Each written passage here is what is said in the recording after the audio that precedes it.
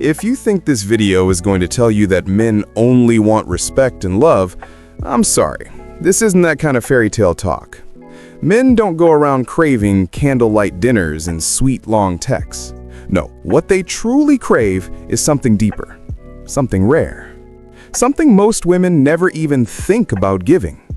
So, if you came here expecting a soft ego massage, wrong place, sweetheart.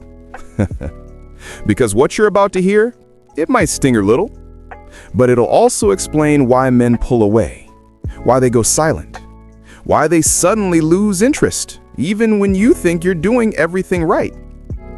Let's start with a simple picture. Two men, same charm, same job, same confidence. But they're dating two very different women. Man one is with a woman who constantly asks, "Are you okay?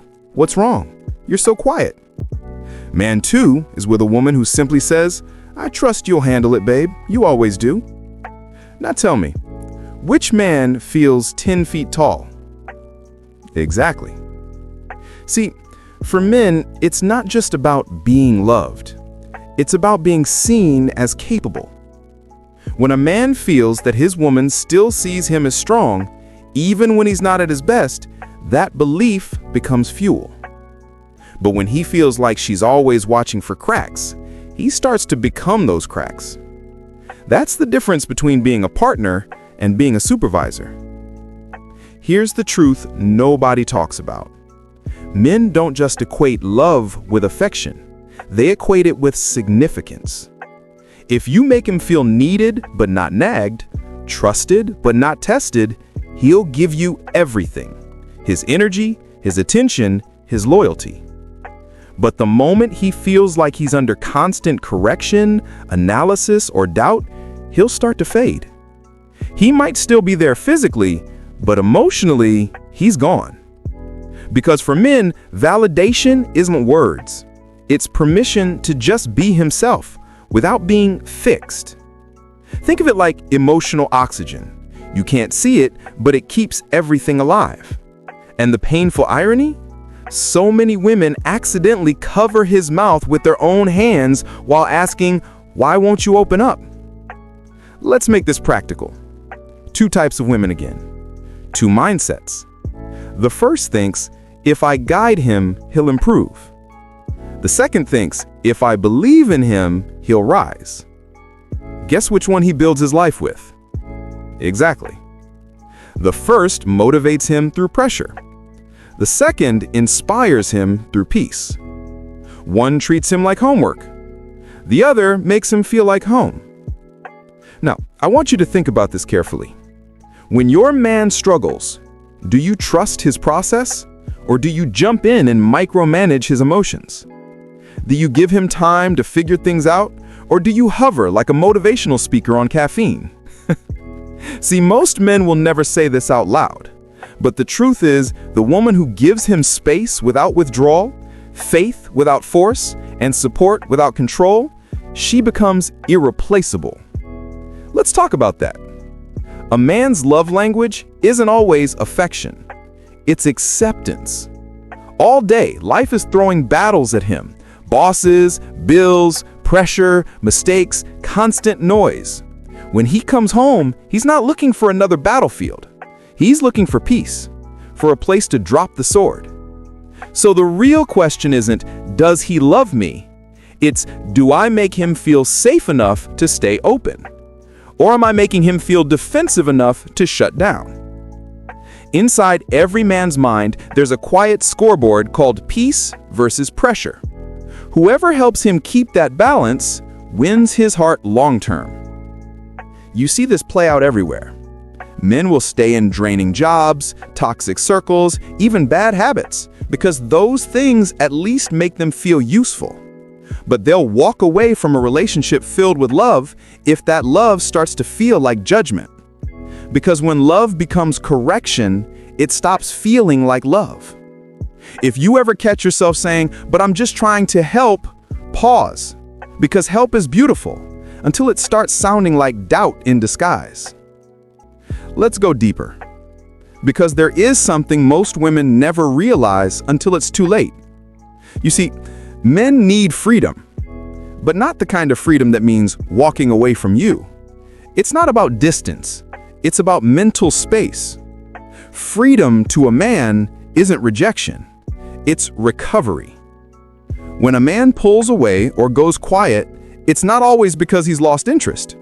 Most times, he's just resetting, mentally, emotionally, even physically.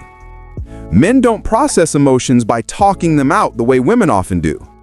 They process in silence, by doing, by fixing something, staring at nothing, gaming, or zoning out on something that looks ridiculous to you. To you, it might feel like he's ignoring you.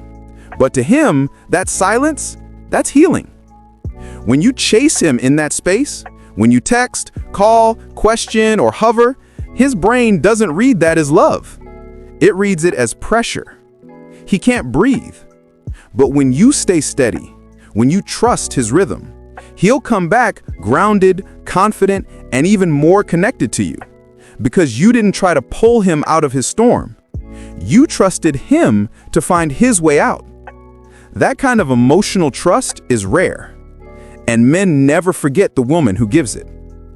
Let's call it what it is: freedom without distance.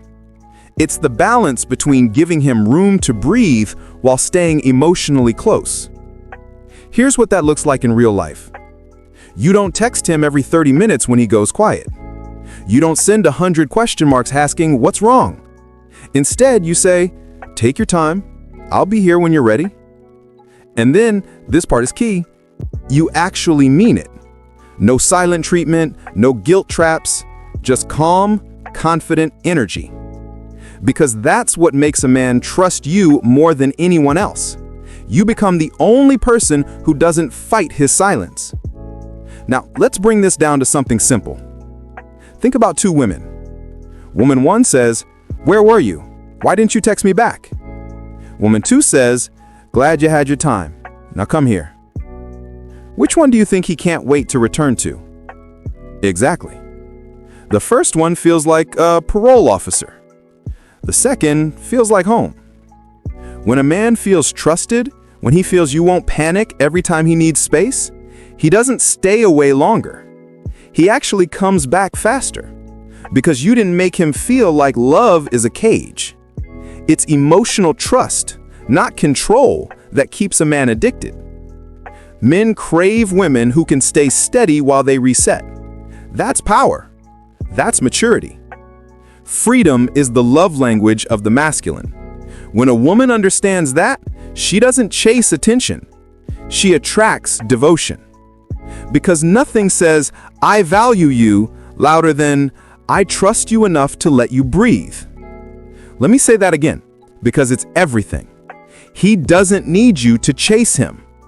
He needs you to believe in him. Now let's go deeper into something most relationships fail at: respect. If love is the fuel, then respect is the engine oil. Without it, everything breaks down. Here's the uncomfortable truth. Many women say they respect their man until he does something his way. Then suddenly it's tutorials, instructions, and long lectures about how it should be done.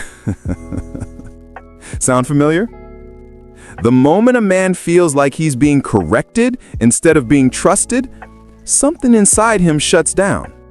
He'll still move, he'll still do things, but his spirit won't be in it anymore. Men are allergic to what I call managed compliance. You know what that is? It's when every act of help or effort he makes turns into a coaching session. He feels like a boy being corrected instead of a man being believed in. Here's the truth about men in one line. They don't need you to agree with everything they do. They just need you to assume competence. Trust that he knows what he's doing, and if he messes it up, it's fine. Because the point isn't perfection. The point is agency. Men want to feel like captains, not cargo. Let me give you an example. Two women. Same goal, a weekend trip. Woman A says, "I'll plan it, you'll forget something." He shows up, but his energy doesn't. Woman B says, "You pick the place, I'll bring the snacks." He beams, He books it. He talks about it all week. Same trip, different feeling. One made him feel like cargo, the other made him feel like the captain. Which one do you think he'll make mountains for? Exactly. Because every man wants to feel like he can lead. Not because he wants control, but because he wants purpose. When you respect his judgment, when you ask instead of correct, when you trust instead of test, you're not just feeding his ego, you're feeding his drive. So before you jump in with the better way, pause. Let him be good enough his way. That single act builds devotion faster than 1,000 compliments ever could. Because the woman who trusts his ability, even when he doubts himself, that's the woman he'll protect, prioritize, and never want to lose.